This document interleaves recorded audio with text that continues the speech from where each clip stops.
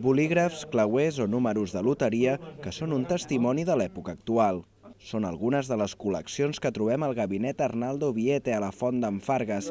L'objecte més destacat del museu, però, són els punts de llibre. En tenen prop de 200.000. Els aconsegueixen bàsicament a partir de donacions i d'intercanvis en trobades de col·leccionistes. Tu tens una caixa que tens 1.000 punts de llibre i un altre company té una altra caixa amb 500 punts de llibre. Jo et miro els teus, tu mires els meus. Si trobem 10 i 10, fem intercanvi i ja està. Però no es tracta només d'una qüestió de quantitat, sinó també de qualitat. La joia de la corona de la col·lecció són aquests punts de llibre de seda. La qualitat en si del producte, perquè és seda natural tot. Això dona una col·lecció que el que és el propietari de la col·lecció t'omple molt, molt, molt. En aquests moments estan digitalitzant els diferents articles per tenir catalogat un fons que s'ha construït a base d'anys de treball. El seu pare ja era col·leccionista, llavors ja li ve una miqueta del seu pare.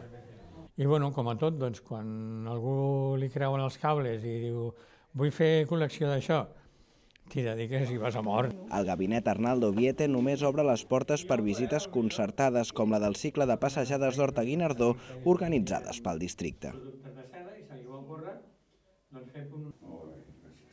Saps què passa? Que a vegades si és en les indústries que proveen aquest indústria